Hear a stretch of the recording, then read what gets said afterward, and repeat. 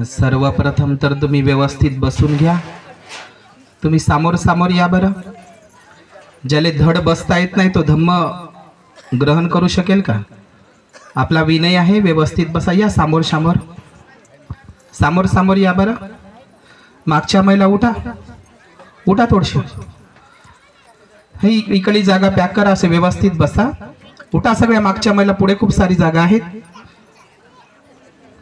सगळ्या चपला घेऊन बसल्या, सगळं चित्त खेटरामध्ये। उठा बरं, इथपर्यंत आल्याशिवाय मी बोलणार नाही। या समोर समोर व्यवस्थित बसा सगळे। इथे मागचे पुरुष मंडळी इकडे समोर येऊन बसा, व्यवस्थित एका मागे एक येऊन बसा। ते मागचे तर गप्पा गोष्टीच करत आहे बाबा। ते पापा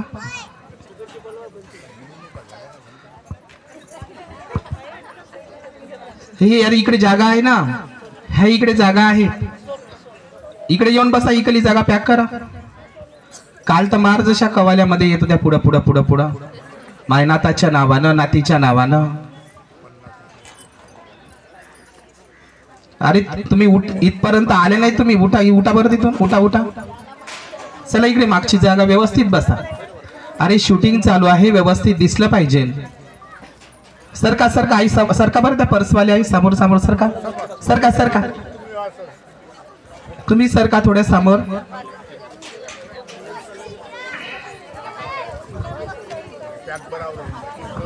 पुरुष मंडळी समोर सरका, हे इकडे या, या इकडे समोर समोर। तिकडे कल्टी मारण माहित नाही आम्हाला।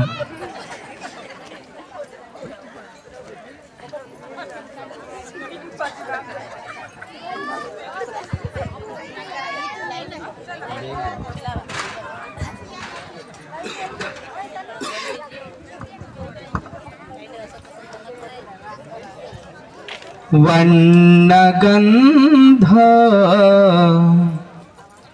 गुणोपेतं येतं कुसुम सन्तति पूजयामि मुनिन्दस्स सिरिपाद सरोरुहे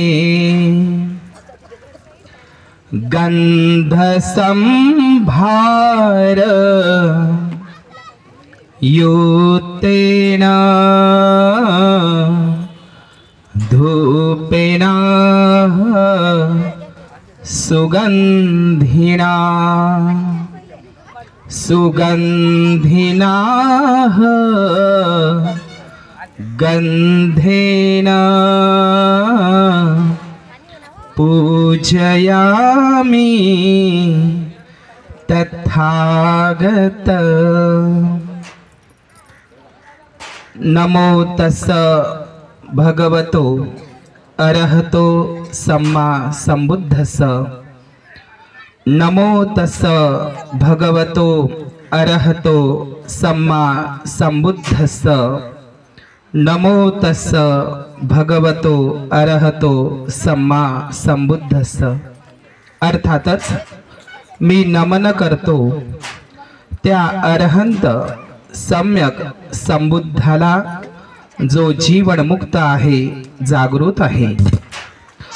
द्वितीयंपि तृतीयंपि, दुसऱ्यांदा व तिसऱ्यांदाही मी नमन करतो त्या अरहंत सम्यक संबुद्धाला, जो जीवन मुक्त आहे, जागृत आहे।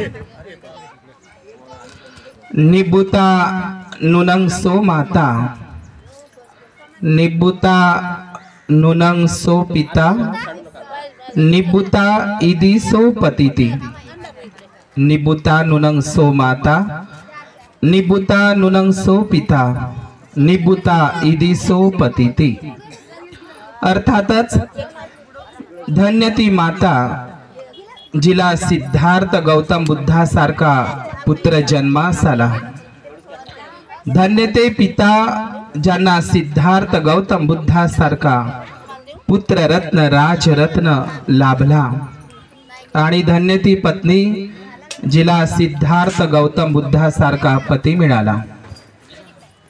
या किसा गौतमीच्या गौरवाच्या उद्गारानं बोधिसत्व डॉक्टर बाबासाहेब आंबेडकर यांचा एक ग्रंथ बुद्ध आणि धम्म विश्व कल्याणकारी असा हा महान असा ग्रंथ जाता जाता आपल्याला बुद्ध आणि त्यांचा धम्म देऊन गेले. त्या ग्रंथातली एक ओळ आहे, सिद्धार्थ गौतमाचे बालपण. त्याच्यामध्ये असा उल्लेख आहे की ज्याप्रमाणे उंबराच्या झाडाला क्वचितच कधी काळी व स्थळी जशी फुलं येतात, ज्याप्रमाणे उंबराच्या झाडाला क्वचितच कधी काळी व स्थळी जशी फुलं येतात, त्याचप्रमाणे क्वचितच कधी काळी व स्थळी बुद्ध जन्मास येतात, उत्पन्न होत असतात. भगवंताच्या या धम्म परिषदेचं हे पहिलंच वर्ष इथल्या पळसखेडच्या लोकांनी आयोजन केलं. कर्मयोगी संत गाडगे बाबा ज्यांची अमरावती ही भूमी आहे. देवळात देव नसते रे पुजाऱ्याचं पोट असते. ज्या गाडगे बाबांना लोक अशिक्षित म्हणतात, कमी शिकलेले म्हणतात, त्यांची कर्मभूमी गाडगे बाबांची जन्मभूमी अमरावती वलगाव रिनमोचन. त्या गाडगे बाबांच्या नावाचं भल्लं मोठं अमरावतीला विद्यापीठ आहे. म्हणजे ज्या माणसाचं शिक्षण कमी आहे त्या माणसाच्या नावावर विद्यापीठ असावं. संत गाडगे बाबा अमरावती विद्यापीठ. देवळात देव नसते रे पुजाऱ्याचं पोट असते. बाबासाहेबांच्या संदर्भात तर खूप चांगलं सांगून गेले गाडगे बाबा. वर्गाच्या बाहेर शिकणारा एका महाराच्या पोरानं या भारताचं संविधान लिहिलं रे, भारताचं संविधान लिहिलं रे. या बाबासाहेबाचं म्हणणं तुम्ही ऐकाल रे. हे भारतातल्या लोकांनो, तुम्ही या बाबासाहेबांचं म्हणणं ऐकाल ना तर या भारत देशाचं सोनं होईल रे, सोनं. असे गौरवाचे उद्गार बाबासाहेबांच्या संदर्भात. 6 डिसेंबरला बाबासाहेब जातात आणि 20 डिसेंबरला गाडगे बाबा जातात. त्यांच्या निमित्तानं आणि सावित्रीमाई फुले, मी तिला बाई म्हणत नाही, पुण्याकडे जर आम्ही गेलो तर लोक बाई म्हटलं तर त्यांना कसतरीच वाटतं. ते एखाद्या गणिका स्त्रीला म्हणल्यासारखा शब्द आहे म्हणून आपण माई म्हटलं पाहिजे. ज्या सावित्रीमाईची एक ओळ आहे काव्य फुले संग्रहातली, ज्ञान नाही विद्या नाही ते घेण्याची गोडी नाही, ज्ञान नाही विद्या नाही ते घेण्याची गोडी नाही, बुद्धी असूनही चालत नाही त्यास माणूस म्हणावे का. तर ज्ञान नाही विद्या नाही म्हणजे अविद्या हे जे दुःखाचं मूळ कारण जे बुद्धाने ज्योतिबांनी सावित्र्यांनी सांगितलेलं आहे. अज्ञान अविद्या ज्याला म्हणत असतो. तर त्यांच्या निमित्ताने भीमा कोरेगावाचा शौर्य दिवस, आमच्या नव्या वर्षाची सुरुवात भीमा कोरेगावाच्या शौर्य दिवसानं होत असते. या तीनही या दिनाचं महत्व ओळखून हे पहिलंच वर्ष कार्यक्रमामध्ये इकडे तिकडे होऊ शकते, पण महिला खूप वेळच्या इथं बसून आहे. आताच विहारे कारये रम्ये वासयेथ बहु सुतेती, सुंदर सुंदर विहारांचे निर्माण करून त्यात विद्वानांना राहू द्यावे असं सुंदर विहार या गावातील आहे. बौद्धांचा समुदायही चांगला आहे आणि चांदूर रेल्वे हा भाग हा परिसर धम्ममित्र खूप आहे तिकडे, ज्यामुळे अभयभाऊ रामटेके माझ्या परिचयात आले. त्यांच्यामुळेच मला या गावामध्ये येण्याची संधी उपलब्ध झाली. तर आताच या स्टेजवरती सुबोध भंतेजींनी 4 आर्य सत्य त्यांच्या एक लौकिक भाषेतून त्यांनी समजून सांगण्याचा प्रयत्न केलेला आहे. महानागरतन ज्यांचं पूर्व आयुष्य भिक्खू जीवनामध्ये गेलेलं आहे, त्यांची अनेक पुस्तकं आहेत माझ्याकडे, ती संग्रहित आहेत. मला ते भिक्खू जीवनाच्या आधीही मला आणि आताही ते दीक्षाभूमीवर मला ती फ्री मिळाली. त्यांचा खूप असा दांडगा अभ्यास आहे धम्माच्या संदर्भात. महानागरतन भंतेजीनं खूप चांगल्या पद्धतीनं व्यावहारिक दृष्टिकोनातून एक त्यांची चांगली पकड आहे, एक मांडणी आहे आणि एक खेचकपणा, एक कुशलता त्यांच्यामध्ये, एक समय सूचकता आहे. त्यांनी खूप छान पद्धतीनं मांडणी केली आहे. मी जसंच्या तसं माझ्या माइंडमध्ये ते लक्षात ठेवण्याचा प्रयत्न केलेला आहे. खूप छान मांडणी केली त्यांनी. महानागरतन भंतेजींचं मी पहिल्यांदाच प्रवचन या ठिकाणी ऐकलेलं आहे. तसं यूट्यूबवर जातक कथांच्या माध्यमातून त्यांचं खूप सारं मार्गदर्शन असते. तर त्यांच्याही शीलगुणांना, त्यांच्या सद्गुणांना मी मंगल कामना करतो. या ठिकाणी धम्मशील भंतेजी ज्यांनी आपल्याला धम्म देसना केलेली आहे, सुबोध भंतेजींनी सुद्धा देसना केलेली आहे. या धम्ममंचावर उपस्थित सुमंगलजी जे सेमिनरी हिल्स नागपूर येथून या कार्यक्रमासाठी उपलब्ध झालेले आहेत, भंतेजीच्याही त्यागाला, शीलगुणाला, धम्म कार्याला वंदन. या ठिकाणी भिक्खू सुगत तिस्स ज्यांचं आताच माझी भेट झालेली आहेत आणि या कार्यक्रमासाठी उपस्थित सर्व श्रद्धाशील बौद्ध उपासक आणि उपासिका. 5 प्रकारच्या दुर्लभ घटना आहे. किती प्रकारच्या? 5 प्रकारच्या. या 5 प्रकारच्या दुर्लभ घटना जसं आपण एका गाथामध्ये म्हणत असतो, सुखो बुद्धानं उत्पादो सुखा सद्धम्म देसना सुखा संघस सामग्री समगाणं तपो सुखो. म्हणजे बुद्धाचा जन्म होणं ही सुखदायक, सुखकर अशी बाब आहे, घटना आहे.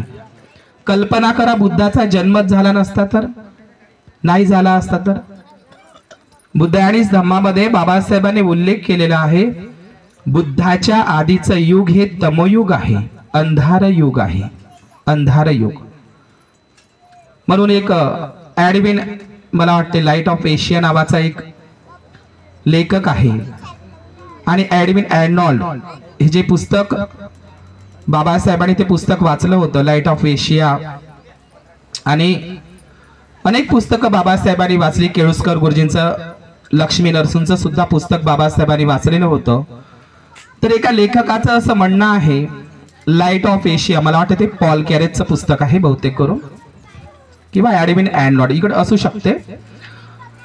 तर त्यांनी जे पुस्तक लिहिले आहे बुद्धावर, त्या पुस्तकाचं त्यांनी शीर्षक ठेवलेलं आहे, नाव ठेवलं आहे त्या पुस्तकाचं. काय नाव ठेवलेलं आहे? Light of Asia. Light of Asia म्हणजे या आशिया खंडाचा प्रकाश म्हणजे बुद्ध आहे, असं त्याचं म्हणणं आहे. या आशिया खंडाचा प्रकाश म्हणजेच उजेड हा बुद्ध आहे, असं त्यानं पुस्तकाचं नाव दिलं आहे. पण बाबासाहेबांनी त्याला उत्तर दिलं आहे, बुद्ध हे केवळ आशिया खंडाचा प्रकाश नसून बुद्ध हे लाईट ऑफ द वर्ल्ड आहे. जगामध्ये बुद्धाची स्तुती बाबासाहेबांसारखी कोणी केली? लाईट ऑफ द वर्ल्ड, जगाचा प्रकाश म्हणजे बुद्ध. जगाचा प्रकाश म्हणजे बुद्ध, उजेड, जगाचा प्रकाश बुद्ध. बुद्धालाच उजेड म्हटलेला आहे बाबासाहेबांनी. हा बुद्ध नावाचा उजेड, हा धम्म नावाचा उजेड, हा धम्म प्रकाश, त्या बुद्ध नावाच्या उजेडामध्ये डॉक्टर बाबासाहेब आंबेडकरांनी 14 ऑक्टोबर 1956 आपल्याला आणलं, हो किंवा नाही? म्हणून लोकांनी गाणलेलं, अंधाऱ्या रात्रीत भीमानं लावलाय दिवा. कोणता? आता काय मातीच्या तेलाचा, खाच्या तेलाचा? कोणता दिवा भैया?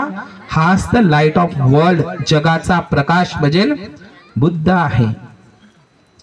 हा लाईट ऑफ द वर्ल्ड, हा जगाचा प्रकाश असलेला बुद्ध, या प्रकाशामध्ये डॉक्टर बाबासाहेबांनी आपल्याला आणलेलं, आपलं जीवन उंचावलेलं आहे, उजळलेलं आहे.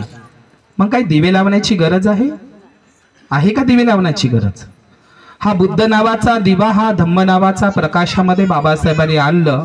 तो दिवस होता 14 ऑक्टोबर 1956 आणि डॉक्टर बाबासाहेब आंबेडकर माहिती आहे का, 14 ऑक्टोबर आणि 15 ऑक्टोबरचं विशेष असं बाबासाहेबांचं भाषण आहे. प्रत्येकाने ते आपल्या अंतर्मनावर कोरून ठेवलं पाहिजे. एक इशारा बाबासाहेबांनी केला, एक भाकीत आपल्याला एक जाता जाता बाबासाहेब खूप सुंदर 14 ऑक्टोबर 1956 आणि 15 ऑक्टोबर 1956 भाषण. तुमची ही जबाबदारी फार मोठी आहे. बघा कशी शब्द आहे, तुमची ही जबाबदारी फार मोठी आहे.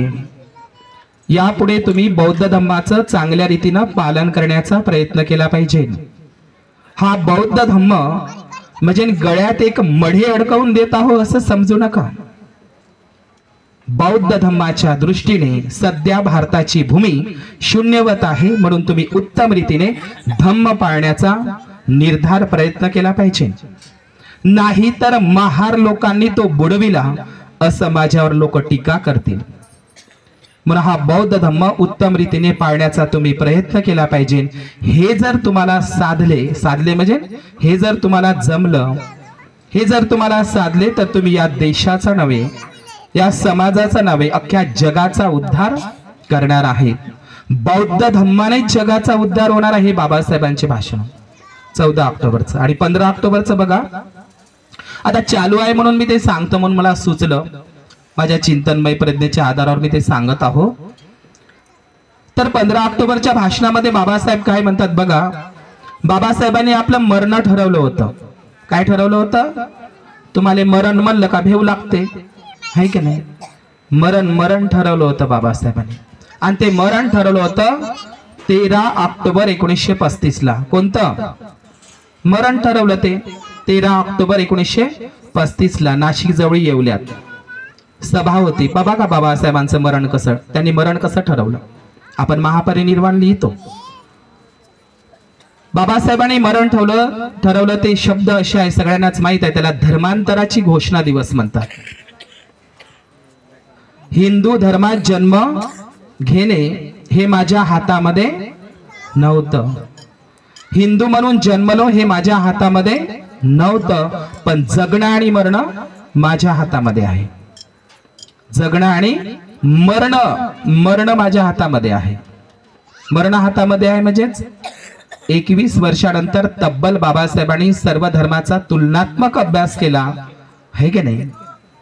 आणि नंतर डॉक्टर बाबासाहेब आंबेडकरांनी या मातीतला इथलाच या भारताची उच्च संस्कृती जगमान्य विश्वमान्य असा धम्म डॉक्टर बाबासाहेब आंबेडकरांनी दिला. आणि मग बाबासाहेब 22 प्रतिज्ञेमध्ये म्हणतात, आज माझा नवा जन्म झालाय. काय म्हणत आहे बाबासाहेब? आज माझा नवा जन्म आहे. तुम्ही बुद्ध आणि त्याच्या धम्मग्रंथामध्ये भगवंताची महाउपासिका विशाखा जेव्हा तिच्या सासऱ्याला मिगार सेटला, तो आजीवक जैन पंथाला मानणारा असतो, तर विशाखा जेव्हा आपल्या सासऱ्याला मिगार श्रेष्ठीला धम्म सांगते, तर त्यावेळी मिगार सेठ म्हणतो, तू माझी माता आहेस, तुम्हाला धम्माचं अमृत पाजलेलं आहे, म्हणून माझा नवा जन्म झालेला आहे, तू माझी माता आहे विशाखाला. तशाच प्रमाणे बाबासाहेब म्हणतात, आज माझा नवा जन्म झालेला आहे, नवा जन्म. आणि की माहित आहे का, बाबासाहेब 15 ऑक्टोबरच्या भाषणामध्ये सकाळी सकाळी भाषण झालं आणि बाबासाहेब चंद्रपूरच्या दिशेने रवाना झाले. तर बाबासाहेबांनी तो शब्द घुमत आहे म्हणून मी सांगतो, म्हणजे जगायचं म्हणजे मरायचं कुठे हे बाबासाहेबांनी येवल्याला ठरवलं. आणि आज माझा नवा जन्म होत आहे असं 22 प्रतिज्ञे म्हणतात. आणि 15 ऑक्टोबरचा एक शब्द आहे, बाबासाहेबांचा ऊर दाटून आला, छाती भरून आली. बाबासाहेबांनी तो शब्द वापरला, मी नरकातून बाहेर पडलो. काय म्हणतात बाबासाहेब? 15 ऑक्टोबरचं नागपूरच्या दीक्षाभूमीला बाबासाहेब काय म्हणतात? कोणता शब्द बोललायत मी आता? मी नरकातून बाहेर पडलो. काय बोलले बाबासाहेब 15 ऑक्टोबरच्या भाषणात दीक्षा झाल्याच्या दुसऱ्या दिवशी? म्हणा बरा, मी नरकातून बाहेर पडलो. काय म्हणतात बाबासाहेब? मी नरकातून बाहेर पडलो, मी नरकातून बाहेर पडलो. आता स्वर्ग आणि नरक आहे का? आहे का? अरे स्वर्ग आणि नरक आहे का बौद्ध धर्मामध्ये? शब्द सापडतात का त्रिपिटकात, बौद्ध साहित्यात सापडतात का? मग बाबासाहेबांनी असं का म्हटलंय, मी नरकातून बाहेर पडलो? बाबासाहेबाला स्वर्ग आणि नरक मान्य होता का? मग बाबासाहेबांनी मी नरकातून बाहेर पडलो असं काहून म्हणलं? कोणाला नरक म्हटलं इथं? सरळ सरळ, कारण बाबासाहेबांनी हिंदू महार धर्माचा त्याग करून बुद्धाच्या धम्माची काय घेतली? दीक्षा घेतली. आणि म्हणून ते म्हणतात मी नरकातून बाहेर पडलो. आता तुम्ही समजून जा, नरक कोणाला म्हटलं असेल बाबासाहेबांनी? नरकातून बाहेर पडलो म्हणते मी नरकातून बाहेर पडलो. तर तुम्हाला माहित आहे बाबासाहेबांनी ज्या नरक यातना म्हणजे दुःख यातना बाबासाहेबांनी भोगल्या. पहिली नरक यातना माहित आहे ना तुम्हाला? कापसाचं गाठोडं जसं फेकून द्यावं बैलबंडीवरून तशा पद्धतीनं, आहे ना? वर्गाच्या बाहेर बसणं, कुठलाही माली कटिंग करून देत नव्हता, स्वतः तुळसा मंजुळा कटिंग करून देत होत्या. म्हशी गाई बैल भादरत होते पण भिवाची कटिंग करून द्यायला तयार नव्हते. नरक यातना नाही? अशा कशात तुम्ही आता ब्युटी पार्लर करता, कसे हेअरस्टाईल ठेवता, पण तुमच्या भिवाची तुमच्या बापाची कटिंग करून द्यायला एक नाभी तयार होत नव्हता. लक्ष, ह्या नरक यातना नाही? दौलताबादच्या किल्ल्यावर आलेला अनुभव नरक यातना. दुसऱ्या 40 गावला भाषण झालं, रथ टांगावाला सुद्धा तयार होत नव्हता 40 गावला, नरक यातना. बडोद्याच्या नरक यातना तर सोडून द्या, किरायानं रूम सापडत नव्हती, ना ख्रिश्चन देत होता, कारण त्यांनाही जातीयतेचा संसर्ग कीड लागलेली होती. समजलं का? त्या बडोद्यामध्ये ना ख्रिश्चनाच्या घरी रूम मिळाली ना मुस्लिमांच्या घरी. शेवटी नाव बदलवलं बाबासाहेबांनी. ज्या ऑफिसमध्ये बसत होते, ज्या खुर्चीवर बसत होते बाबासाहेब, ज्या टेबलवर फायला ठेवत होते, ते फाईल त्या टेबल धुतल्या जात होते, खुर्च्या धुतल्या जात होत्या, ते ऑफिस धुतल्या जात होतं, गोमूत्र शिपडल्या जात होतं. समजलं? दुरून फायला फेकत होते. समजलं? दुरून पाणी दिल्या जात. ह्या नरक यातना नाही? आहे का नाही? ह्या नरक यातना बाबासाहेबांनी भोगलेल्या होत्या. हाल अपेष्टा भोगलेला होता, कितीतरी मनस्ताप त्रास सहन केलेला होता. म्हणून बाबासाहेबांनी एक अधिष्ठान केलं, बुद्धाचं अधिष्ठान संकल्प, जोपर्यंत मी सम्यक संबोधी प्राप्त करणार नाही तोपर्यंत मी हे वज्रासन हे स्थान सोडणार नाही. जे निरंजना नदीच्या काठावर जे बोध गयेला उर्वेला जे भगवंतानी बुद्धत्व प्राप्त करण्यासाठी जे अधिष्ठान म्हणजे घेतलेलं कुठलंही काम यतकिंचितही माघार न घेता पूर्णत्वास नेणं, संकल्पबद्ध होणं, वचनबद्ध होणं, प्रतिज्ञाबद्ध होणं. डॉक्टर बाबासाहेब आंबेडकरांची, ज्याला काही लोक आधुनिक बुद्ध म्हणतात, बोधिसत्व म्हणतात, बुद्धाचं अधिष्ठान ते बोधगया आहे. आणि बाबासाहेबांचं जे अधिष्ठान आहे, संकल्प आहे, तिथं लोक 23 सप्टेंबरला जातात. काही लोक तिकडे महाराष्ट्राच्या मुख्यमंत्र्याच्या घरी गेले. मला म्हणत होते चला 25,000 रुपये भेटत आहे एकनाथ शिंदे साहेबाकडून. दरवर्षी आपण संकल्प भूमीला गेले पाहिजे. आधुनिक बुद्ध बाबासाहेब त्यांची जी संकल्प भूमी आहे त्या ठिकाणी बाबासाहेबांनी संकल्प केला होता. कोणता माहिती आहे का? जसा बुद्धाने केला, जोपर्यंत मी माझ्या समाजाला अंधारातून उजेडात आणणार नाही, या अज्ञान अविद्येच्या या गुलामगिरीच्या अंधारातून माझ्या समाजाला उजेडात आणून उभे करणार नाही, या गुलामीची कबर मी जोपर्यंत बांधणार नाही तोपर्यंत मी स्वस्थ बसणार नाही. बाबासाहेबांनी संकल्प केला आणि तो संकल्प पूर्णत्वास नेलाच. बोधिसत्व जे बोलतात ते तसे करतातच, लक्षात घ्या. आणि म्हणून ते बाबासाहेबांचं अधिष्ठान संकल्प भूमी आपण गेलंच पाहिजे 23 सप्टेंबरला बडोद्याला.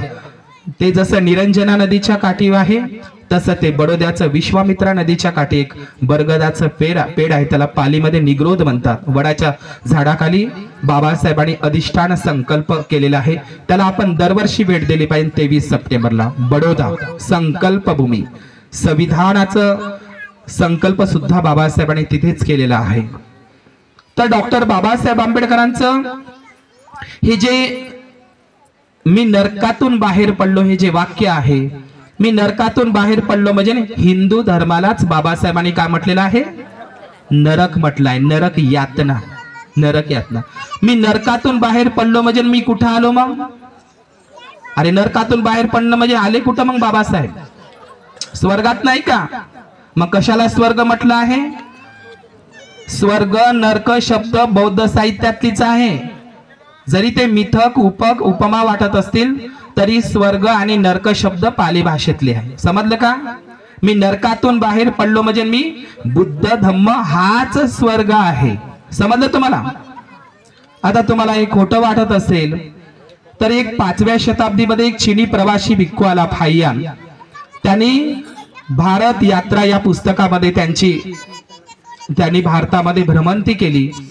10 वर्ष राहिले ते फाहियान. त्यांनी त्यांच्या नोट्स मध्ये असं लिहिलं आहे फाहियानं, मी भारतामध्ये आलो तर भारताकडे सगळीकडे बुद्धाचे विहार होते, लोक पंचशील अष्टशिलाचं पालन करत होते आणि लोक मस्त गुणागोविंदानं राहत होते, सगळीकडे स्तूप होते, विहार होते, छान वातावरण होतं आणि मला भारत कसा वाटला म्हणतो तो फाहियान, स्वर्गासारखाच. हाय पुरावा.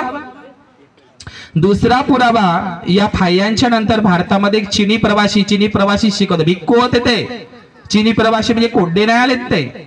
भारतामध्ये भ्रमण केलं. एवढी जिज्ञासा होती त्यांची, अनवाणे पायानं समुद्रात आमचे बनते म्हणजे आम्ही सुद्धा नाही करू शकत त्यांच्यासारखं.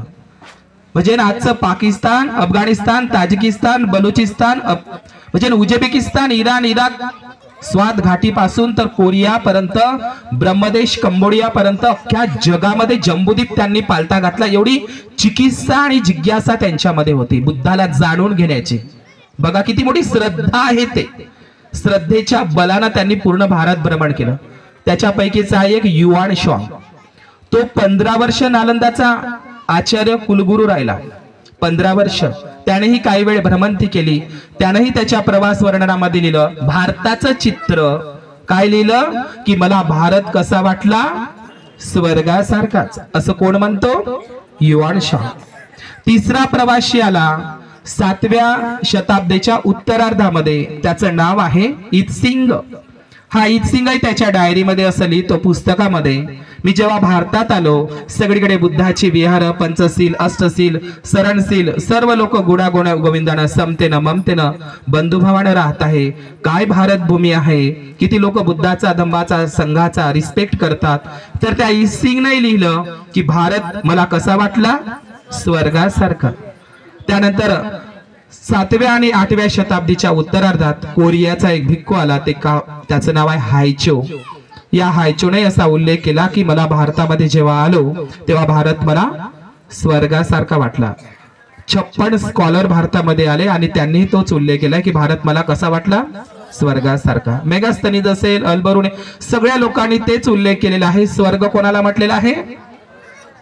या सम्राट अशोकापासून, सम्राट अशोकाचं जे धम्म राज्य, प्रबुद्ध राज्य, बौद्धमय भारत, जगाची पुनर्रचना म्हणजे धम्माचं प्रयोजन असं जे बाबासाहेब म्हणतात.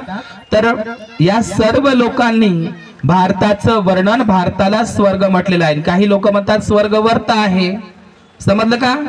सम्राट अशोकाचं राज्य म्हणजेच धम्म राज्य, म्हणजेच प्रबुद्ध राज्य, म्हणजेच कोणतं हे सम्राट अशोकाचं राज्य, म्हणजेच स्वर्ग असलेला भारत. म्हणतो लोक म्हणतात भारत सोन्याची चिडिया आहे, सोन्याचा धूर वाहतो. म्हणतात ना, या इंसान तो क्या पत्थर भी पूजे जाते हैं.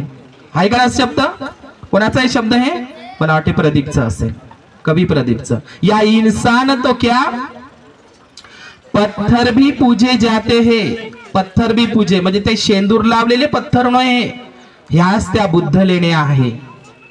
माहित आहे का या देशामध्ये ते चालू आहे ना, आंबेडकर आंबेडकर आंबेडकर आंबेडकर. एवढे वेळा नाव जर घेतलं असतं, देवाचं नाव, भगवानाचं नाव घेतलं असतं तर स्वर्गामध्ये जागा भेटली असती. आम्हाला स्वर्ग तेव्हाच मिळाला जेव्हा आमचा बाप म्हणतो 7 लाख लोकांना त्या नागपूरला आणि त्या 3 लाख लोकांना चंद्रपूरला म्हणतो मी नरकातून बाहेर पडलो. 14 ऑक्टोबर 1956लाच आम्हाला स्वर्ग मिळाला. हा स्वर्ग म्हणजे बुद्धाचा धम्म होय. आम्हाला काय दुसऱ्या त्या काल्पनिक नरकाची आशा दाखवल्या जाते. लक्षात घ्या, बुद्धाने कधीही काल्पनिक स्वर्गाची आशा दाखवली नाही आणि नरकाची भीती दाखवली नाही. इथंच कर, इथंच भर आणि इथंच मर.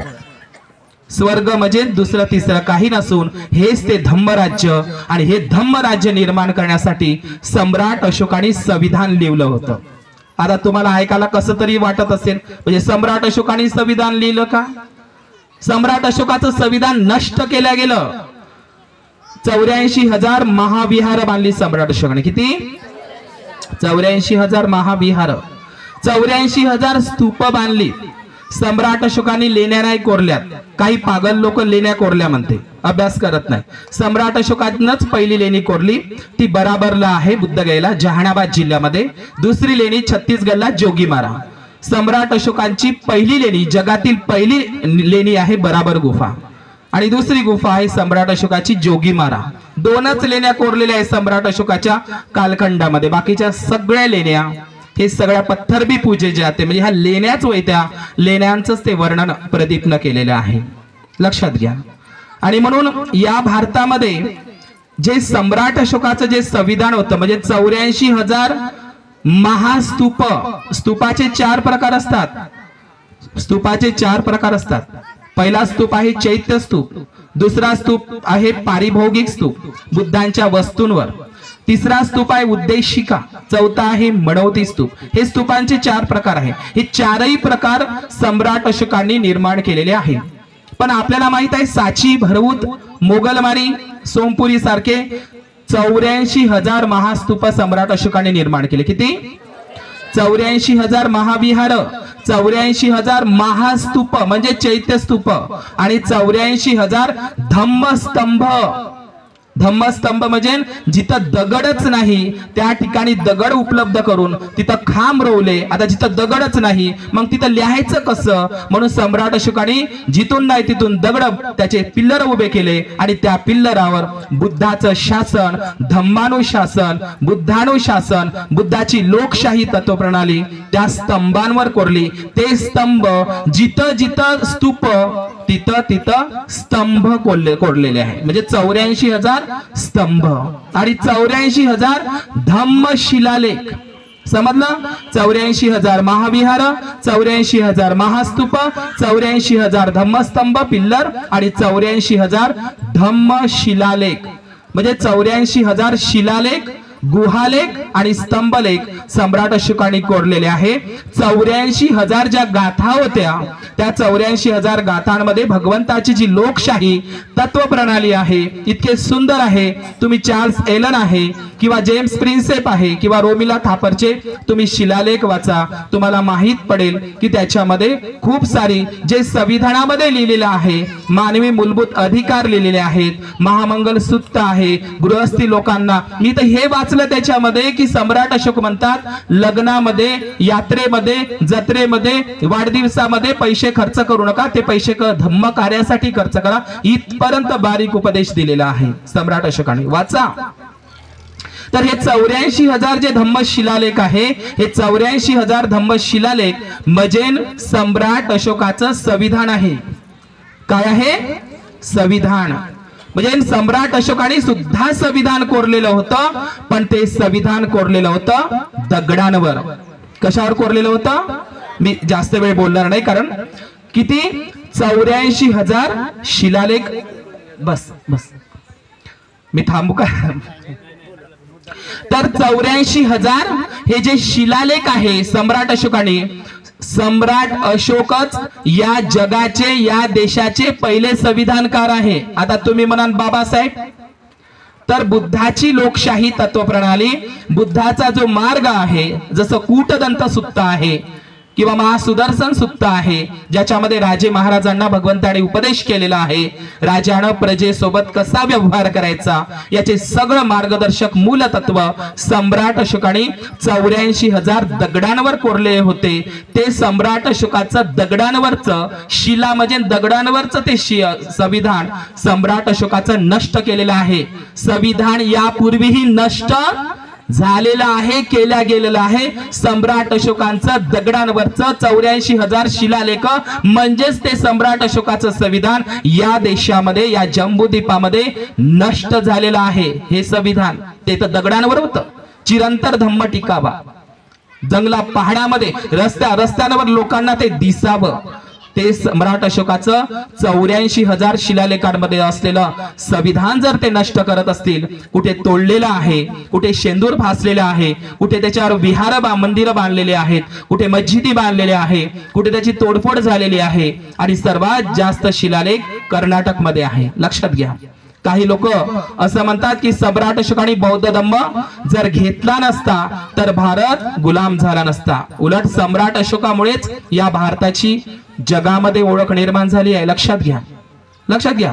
म्हणून आजही जे संविधानाच्या संदर्भात आपण ऐकत आहोत, संविधान म्हणजे दुसरं तिसरं काही नाही आहे.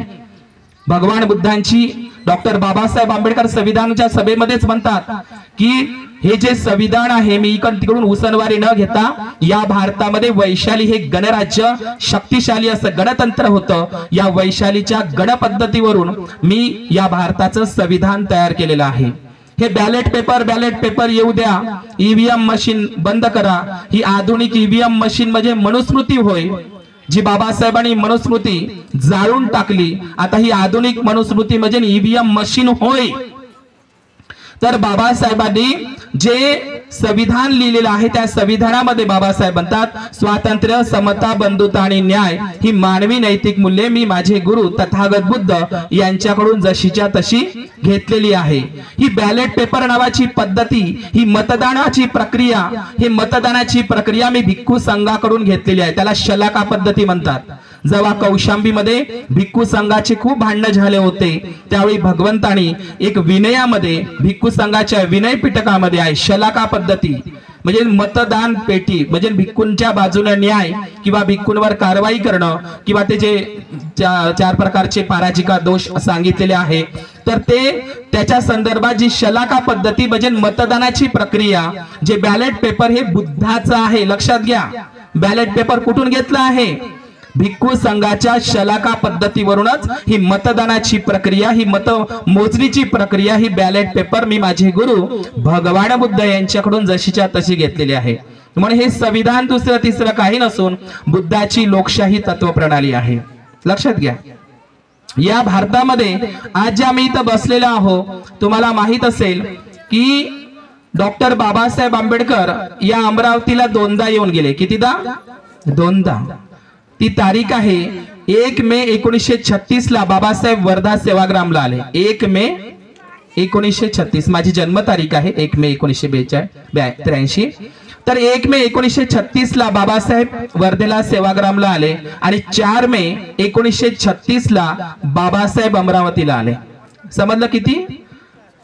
काळाराम मंदिराचा सत्याग्रहाच्याही पूर्वी आणि पुण्याच्या पर्वती मंदिराच्याही सत्याग्रहाच्या पूर्वी पहिला मंदिर सत्याग्रह जर बाबासाहेबांनी कुठून सुरू केला असेल तर तुमच्या अमरावतीमधून.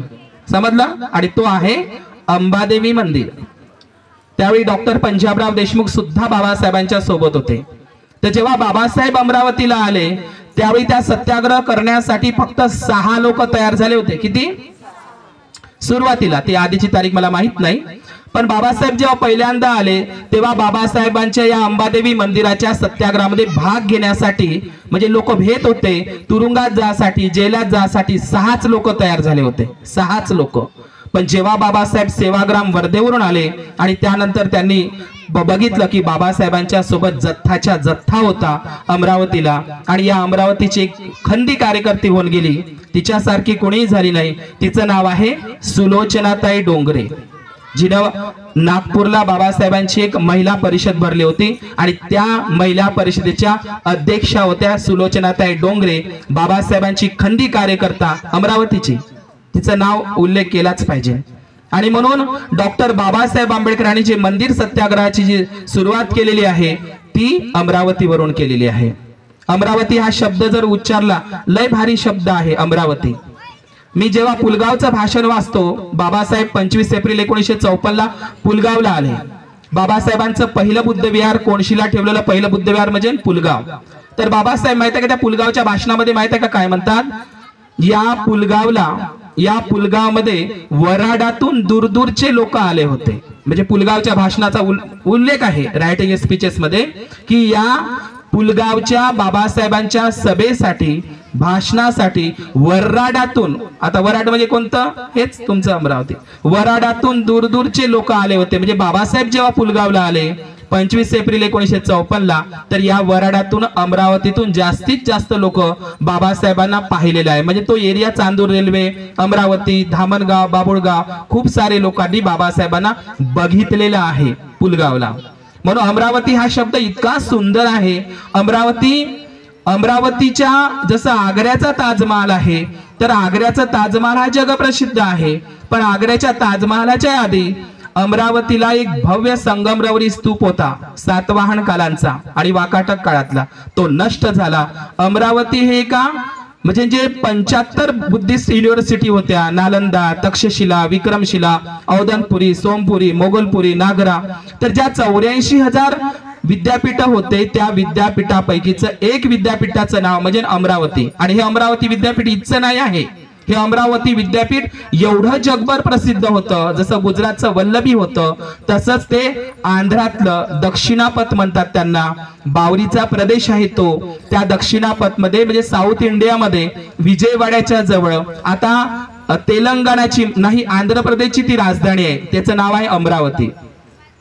म्हणून तुम्ही बुद्धगयाला जर कधी गेले आणि साऊथ इंडियामध्ये जा, तुम्हाला अमरावती नावाचं एक बौद्ध स्थळ आहे, तिथे सातवाडांची ती राजधानी आहे आणि नागार्जुनकोंडा. तर हे अमरावती नाव कशावरून पडलं हे आपल्याला लक्षात घेतलं पाहिजे.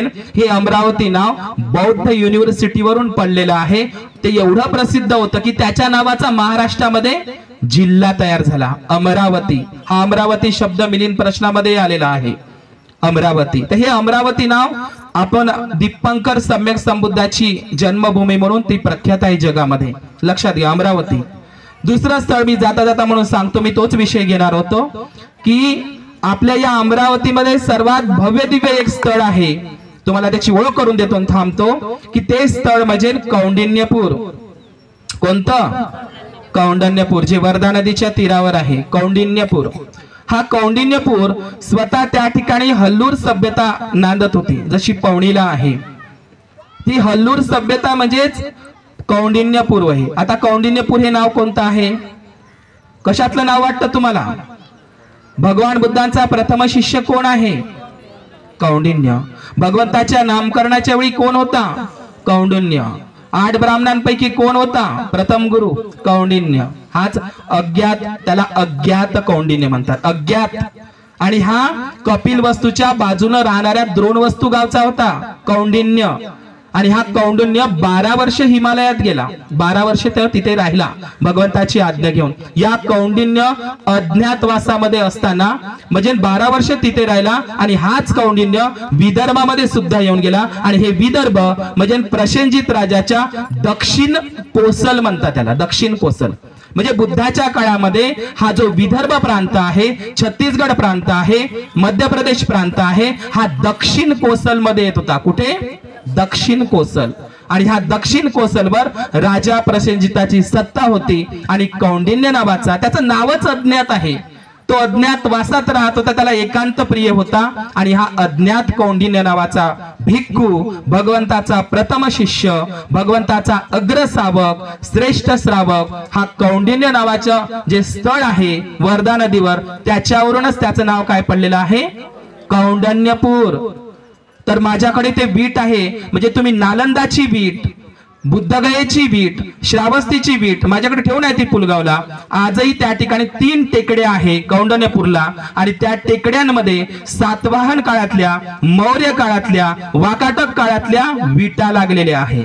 म्हणजे सम्राट अशोकाचा स्तूप, म्हणजे 84,000 जे स्तूप बांधले होते त्या 84,000 स्तूपांपैकीचा एक स्तूप कौंडिन्यपूरच्या नदीवर आहे. लक्षात घ्या, कौंडिन्यपूरच्या तिथं विटा आहे, तिथं 3 टेकाडा आहे. आणखी तिथं स्तूप विहार असू शकतात, पण तिचं उत्खनन जाणीवपूर्वक लांबवलेलं आहे. त्याचे काही अवशेष म्हणजे नागपूरच्या त्या संग्रहालयामध्ये ठेवलेले आहे. म्हणून कौंडिन्यपूर हे नदीवरचं जे ठिकाण आहे तुमच्या अमरावतीतलं, हे प्राचीन बौद्ध स्थळ आहे. आणि 84,000 सम्राट अशोकांच्या स्तूपांपैकीचं एक स्तूप आहे. कोणतं? कौंडिन्यपूर. दरवर्षी जात चला. पवनार हेही ठिकाण बुद्धिस्ट स्थळ आहे. आणि तिसरं जे अत्यंत महत्वाचं आहे अमरावती मधलं, ते म्हणजे सालबर्डी. सालबर्डीचा जेव्हा तुम्ही इतिहास वाचाल की अरहंत जे महादेव नावाचे महास्तवीर भिक्खू होते त्याचा मी असा फोकांडे इतिहास सांगत नाही, मी तुम्हाला लिखित इतिहास सांगतो की सम्राट अशोकांनी ज्या तिसऱ्या धम्म संगीतीमध्ये ज्या भिक्खूला पाठवलं होतं धम्म प्रचारासाठी, त्याला तो मैसूरलाही राहिलेला आहे आणि मध्य प्रदेशाच्या बाउंड्रीवर राहिलेले आहे. म्हणजे महाराष्ट्र आणि मध्य प्रदेशच्या बाउंड्रीवर असलेले जे सालबर्डी नावाचं ठिकाण आहे, म्हणजे मोठा महादेव म्हणजे सालबर्डीचा, म्हणजे नागद्वार पचमडीचा. नागद्वार पचमडीला मी गेलो, त्याचं नाव पचमडी काऊन आहे, तिथं 5 बुद्धांच्या लेण्या आहे. आता तर सम्राट अशोकाच्या स्तूपही आहे तिथे नागद्वार पचमडीला. त्याला मोठा महादेव म्हणतात लोक, आणि छोटा महादेव लहान महादेव सालबर्डीला म्हणतात. सालबर्डीचा छोटा महादेव आणि नागद्वार पचमडीचा मोठा महादेव हा छोटाही नाही तो मोठाही नाही, तो अरहंत महादेव होय. त्यांच्या वर्षावासाची भूमी म्हणजे सालबर्डी होय. तिथं 14 लेणे आहे आणि स्तूपही आहे, तेही माडू नदीच्या तीरावर आहे. सालबर्डी त्याचं नावच आहे. साल जे साल वृक्ष आहेत दक्षिण कोसल प्रांतामध्ये होते. दक्षिण कोसल मध्ये छत्तीसगड येतं. छत्तीसगडला शाल वृक्षाचे भरपूर झाड आहे, एमपी मध्ये आहे आणि ते बाउंड्रीवरही होते, पण काही काळात ते नष्ट झालेले आहे वनस्पती. त्याचं नावच सालबर्डी आहे, शाल वृक्षाचा बरड, म्हणून ते सालबर्डी आहे. आणि या सालबर्डीला अरहंत महादेव महास्तवीर महेंद्र या भिक्खूला चिवर जर कोणी दिलं असेल तर महादेव भंतेजीने दिला आहे. मोगलीपुत्र तिस्स उपाध्याय आहे महेंद्राचे. महेंद्राला चिवर घालून त्याचा टक्कल, त्याची जे प्रवज्जा जे चिवर घालण्याचं काम केलेलं आहे ते अरहंत महादेव महास्तवीर भिक्खूने केलेलं आहे. आणि त्याचा इतिहास आहे लिखित. तो महिष्मती, उज्जैनीला आणि माळव्याला विशेष तरुण राहायचा, ज्याला लोक अवंतिका म्हणतात. तर हे जे अरहंत महादेव महास्तवीरांची जी भूमी आहे ती म्हणजे सालबर्डी नागद्वार पचमडी. लक्षात घ्या. म्हणून लोक तिथं आपल्याच विदर्भातील लोकांना महादेवाची गाणी येतात, आताही येतात. म्हणून ते अरहंत महादेवांची वर्षावास भूमी, प्रवारणा भूमी, सीमा भूमी ती म्हणजे सालबर्डी. म्हणून सालबर्डी आपलं ठिकाण आहे. दरवर्षी जात चला वर्षावासाला. म्हणून जाता जाता मला तुम्हाला एवढंच म्हणायचं आहे की आपला बौद्धांचा जो वारसा आहे हा बौद्धांचा वारसा जिकडे तिकडे आहे. तिकडे तुम्ही पुण्याला जर गेले तर अनेक लोक म्हणतात भंतेजी भीमा कोरेगावला जायचं आहे. तर भीमा कोरेगावला गेल्याच्या नंतर केवळ भीमा कोरेगावला जाऊ नका, कारल्याची बुद्धिस्ट लेणी आहे. जशी मगाशी महानागरतन भंतेजीनं सांगितलंय, जगातलं सगळ्यात मोठं चैत्य एकविरा देवी. एकविरा म्हणजे काय? एका वीराला जन्म देणारी कोलीय गणाची. तुम्हाला वाटते कोलीय लोक फक्त तिकडे कपिलवस्तूकडेच होते, रामग्रहाकडेच होते? कोलीय लोक पूर्ण भारतात पसरलेले होते. कोलीय लोक केवळ ते म्हणजे केवळ ते कपिलवस्तू किंवा रामग्राम किंवा देवदहलाच नव्हते, हिमालयाच्या पायथ्याशीच नव्हते. कोलीय लोक सगळ्या भारतात पसरलेले होते. आणि सर्वात जास्त कोलीय लोक कुठं आहे?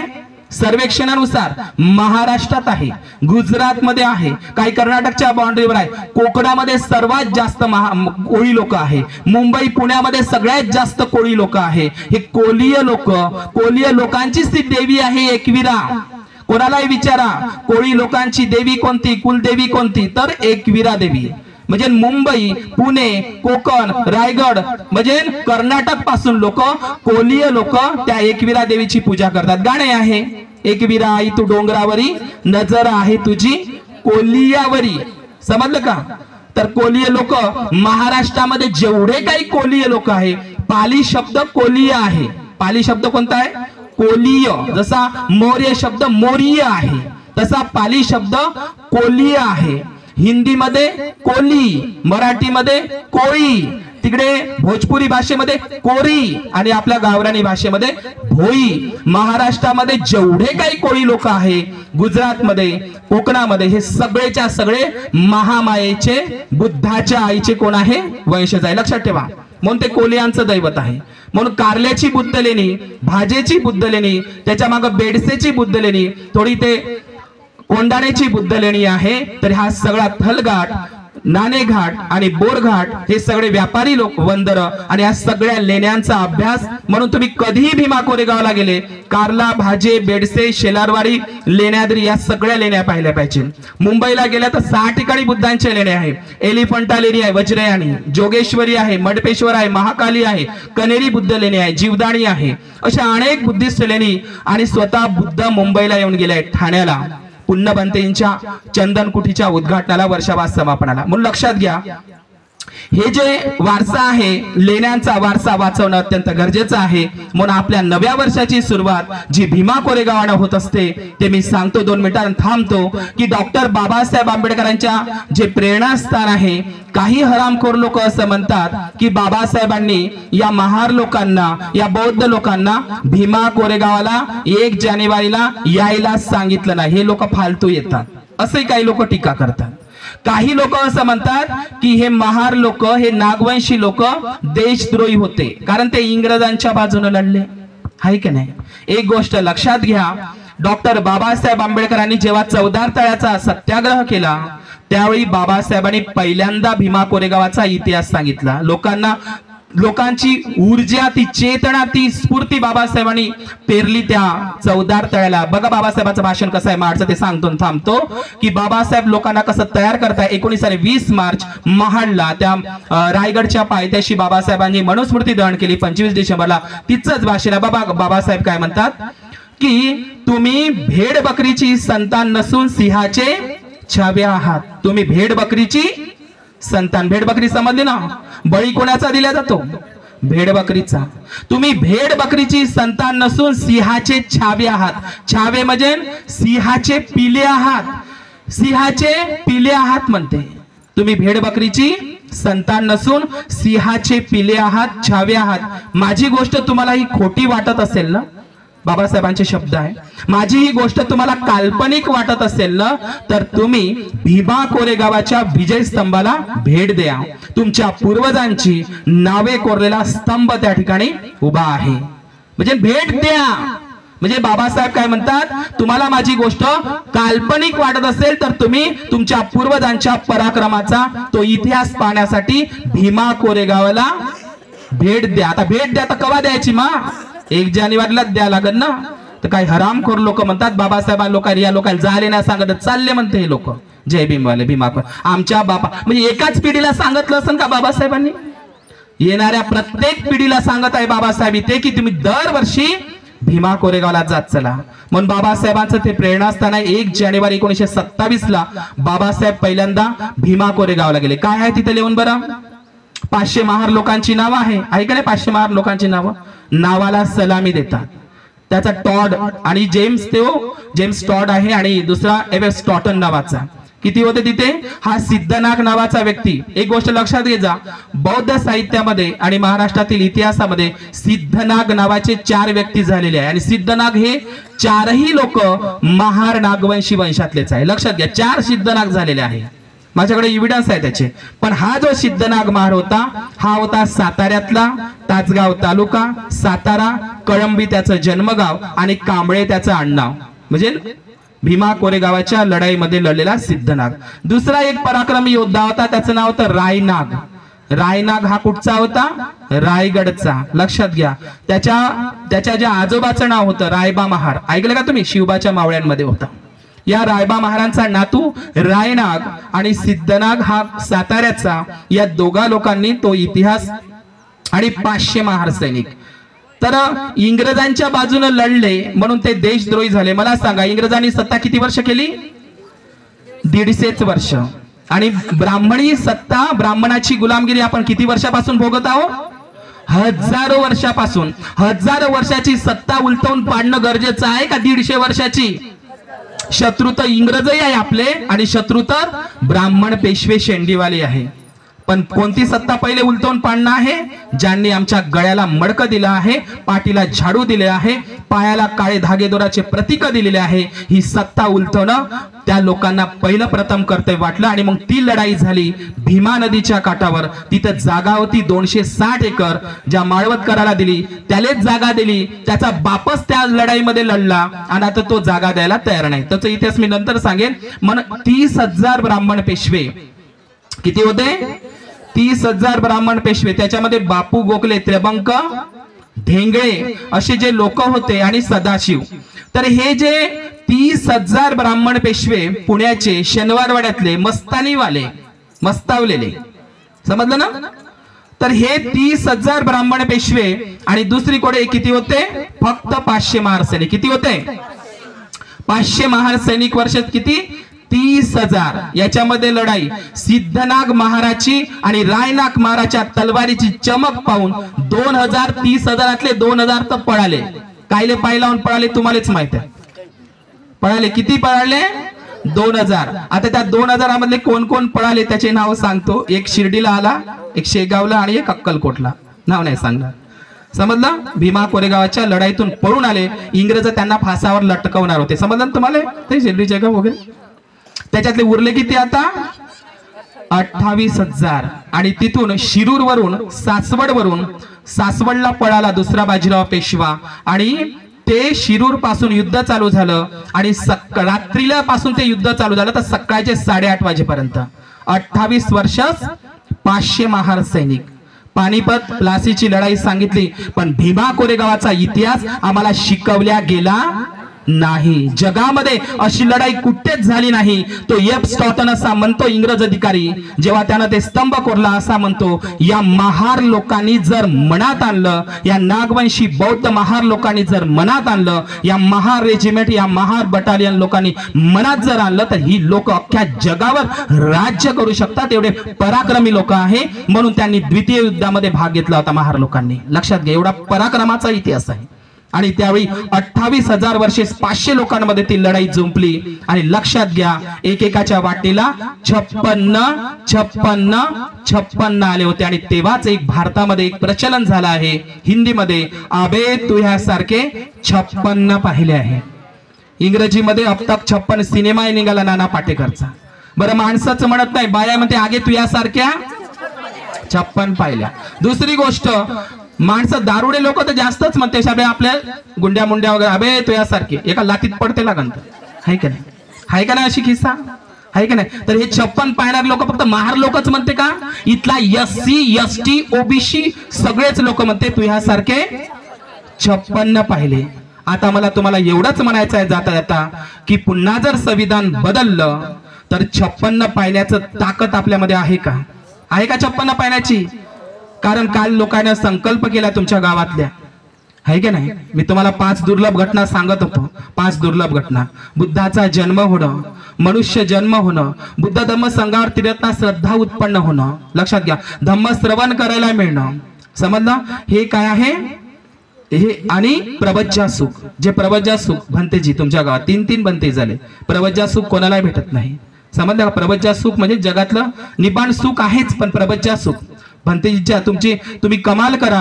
भंतेजी तुमच्या गावातून एक म्हणजे एखाद्या गावातून एकही भंतेजी घडत नाही. माझ्या गावातून एकच आहे. आम्ही 3 जण निघालो होतो. एक पागल झाला. समजलं का. आणि त्यातला एकच राहिलो मी. हे प्रवज्जा सुख कोणाच्या अंगावर येत नाही. लक्षात घ्या तुमच्या गावात 3 भंतेजी आहे. लक्षात घ्या. आणि म्हणून 500 वर्षात 28,000ची जी लढाई झाली सिद्धनाग महाराजचं मुंडकं उडून गेलं होतं पण त्यांची तलवार मात्र हवेत घुमत होती. एवढे पराक्रम. मला तुम्हाला एवढंच विचारायचं आहे मावल्यांनो इथं बसलेल्या लोकांना, आता जर तशी परिस्थिती आली आपल्यावर आली, हे मनुस्मृती नावाचं आधुनिक मनुस्मृती हे EVM मशीन आपलं संविधान बदललं किंवा तसं काही झालं तर हे 56 पाहण्याची ताकद, ते रक्त, ते बळ, 12 हत्तीचं बळ तुमच्यामध्ये आहे का, तुमच्या लेकरांमध्ये आहे का, आहे का तुम्ही मरायला तयार. तो वडार समाजाचा माणूस मेला, आमचा नाही मेला. आमचा कसा मरण, तो दारू पिऊन मरत आहे. वडार समाजाचा काऊन नाही मरणार. तो LLBचा पोरगा आहे, भोसरी पुणेचा आहे, मिलिंद कॉलेजमध्ये शिकलेला आहे, कायद्याचं शिक्षण घेतलंय त्यानं, भारतीय संविधान वाचलेलं आहे, त्याला बाबासाहेब समजलं, बाबासाहेबाचं संविधान समजलं म्हणून तो सोमनाथ सूर्यवंशी मेला. आमचा महार नाही मेला, आमचा दारू पिऊन मरत आहे. कालचा कार्यक्रम तुमच्या इथे झाला, 2 प्रबोधन झाले, लय पैसे गोळा झाले, लय भक्कम मंडप टाकला, लय धम्माचा शामियाना टाकला इथे. कालच्या पोराने तुमच्या गावातल्या संकल्प केला असेल, काही पोरांनी संकल्प केला असेल ना, 50 पोराने संकल्प केला आजपासून आम्ही तंबाखू खाणार नाही. केला का संकल्प कालचा कार्यक्रमानं संविधान संकल्प केला असेल ना. काल काही 50 लोकांनी संकल्प केला आम्ही दारू सोडणार. संविधानचा कार्यक्रम ऐकून सोडलाय, केलाय संकल्प तुम्ही. मला हेच विचारायचं आहे, हे 56 पाहण्याचं रक्त गेलं कुठं आता, तर त्याच्यामध्ये अल्कोहोल, दारू मिसळलेली आहे का नाही. संभाजी भिडेचं नाव घेतो मी. काऊन घेतो 85 वर्षाचा बुडगा आहे. दाढी केस पिकलेले आहे, जोडे घालत नाही, चप्पल घालत नाही, डोंगर दऱ्या पहाड, या गावचा त्या गावावरून, त्या गावचा त्या गावावरून आपल्या आरएसएसचा, आपल्या धर्माचा प्रचार करत आहे. ब्राह्मणी जहरी विचार लोकांच्या डोक्यात भरत आहे. तो म्हातारा माणूस, संभाजी भिडे सारखा म्हातारा माणूस, याही वयामध्ये, तो भगतसिंग कोश्यारी म्हणे राज्यपाल महाराष्ट्राचा, याही वयामध्ये हे म्हातारे लोक त्याच्या धर्माचा, ब्राह्मणी धर्माचा प्रचार करत आहे. आमच्या म्हातारे लोकांना म्हणलं तर काय झालं, आता काय राहिलं म्हणते, आमचं घरामध्ये ठसे टाकू टाकू मरत आहे. त्या संभाजी भिडे सारखं शिका काहीतरी, शिका काहीतरी. म्हणून घरामध्ये सडून दारू पिऊन किडे पडून मरण्यापेक्षा भीमा कोरेगावाच्या योद्ध्यासारखं मरा, लढून वीर मरण, वीर गती, शहीद व्हा. दारूसाठी मरू नका, लक्षात घ्या. म्हणून त्या भीमा कोरेगावाचा इतिहास जगातील महान इतिहास आहे. त्याचे वंशज आहे आपण, नागवंश. लोक कशाला जातात, पाहिला तर एक स्तंभ अशी सलामी द्यायला, काय आहे ते, नावाला सलामी देत आहे असं नाव ठेवून जा त्या भीमा कोरेगावाच्या योद्ध्यांसारखं. म्हणून हे वीर मरण आपल्याला आलं पाहिजे, म्हणून आपण दरवर्षी भीमा कोरेगावला गेलं पाहिजे. ह्या भीमा कोरेगावाचं हे बळ तुमच्यामध्ये येवो, त्या नागवंशी लोकांचं बळ तुमच्यामध्ये येवो, अशीच मी या ठिकाणी तुम्हाला सचेत करत आहो. जागृतीचा अग्नी तेवट ठेवा. मी वामनदादाची कोळ म्हणतो, थांबतो. तुटतात तारा तोडू किती मी, तुटतात तारा तोडू किती मी, एकटाच येथे जोडू किती मी, गेली चार चाके चारी दिशेला, मोडलेला गाढा ओढू किती मी, मोडलेला गाढा ओढू किती मी. भवतु सब्ब मंगल, भवतु सब्ब मंगल, भवतु सब्ब मंगल.